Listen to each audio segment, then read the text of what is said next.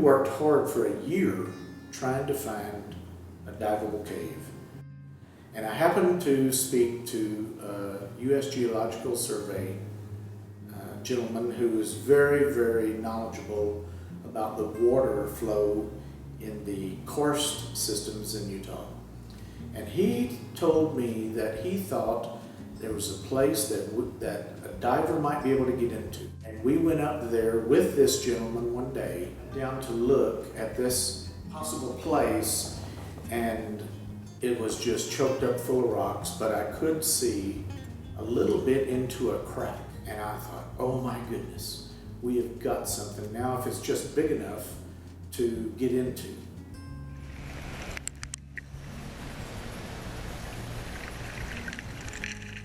And being the discoverers of this new underwater cave, we were privileged to name it, and we named it, or I should say Richard named it, Ichiban Cave, which means #1 cave, meaning it's the greatest, it's the best.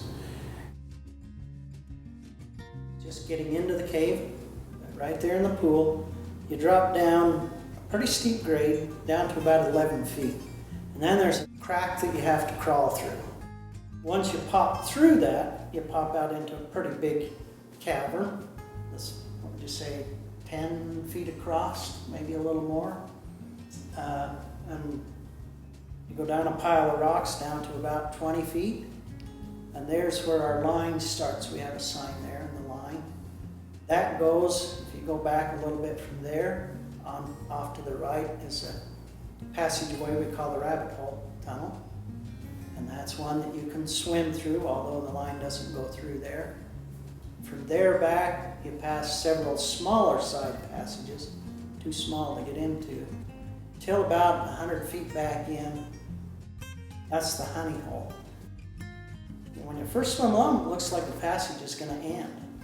But then you get to the end and you look to the left and down, and the passage does kind of a corkscrew turn down from 30 feet to a depth of 70 feet. It's like base jumping in slow motion, where you're just going down and then you turn a little bit because it corkscrews, you turn the other way, and you float down just like base jumping in a cave or something. And it was just amazing experience.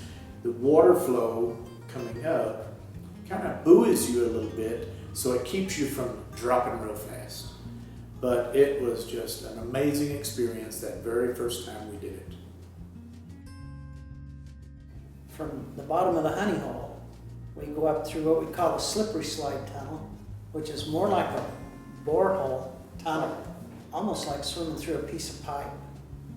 It's very small, and because of the small cross section, the water really flows through there, and so it's blown out everything, all the rock and debris.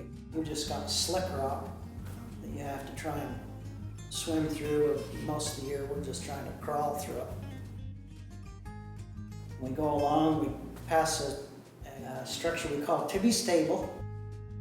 It's a big flat piece of rock laying right in the passageway that you have to tip on your side to get past it. And right past there is where we've determined the Logan River water enters the system. And above that, we think at this point that all the water's coming from Tony Grove. And then we come up into a room that we call Jim's Elbow. And it's interesting because we're swimming through this very small passage. We come up into that, and it's big. It's 30 some odd feet across and that much to the ceiling. And you can actually surface in there, and we can get out and hike around in there. From there, we go through what we call the Florida passage, because it's so big. It's big like the Florida caves. And that's how far? A couple of 100 feet. From there to Wayne's Waterfall. It's a smaller waterfall that's only about 15 feet high. It's a cascading waterfall. And that is in a dry section of the cave where you actually get out have to haul your stuff up Wayne's Waterfall, 300 feet back through the cave to the structure that is my favorite in the whole cave, and that's the moon pool. There you have to get back in the water. You go another 300 feet and get out again before you get to Vestal Falls. So you're about half a mile back in by the time you get to Vestal Falls. We calculate that Vestal Falls is at about the 2,000 or 2,100 foot penetration distance. Well, Vestal Falls is like something out of a Goonies movie because it comes out of almost the ceiling of the dry cave and falls down just like a waterfall for just over 30 feet. It's 30 feet high into a pool right there at the bottom of the falls that's about 4 feet deep. And the water right there is absolutely unlimited visibility, but it's frigid.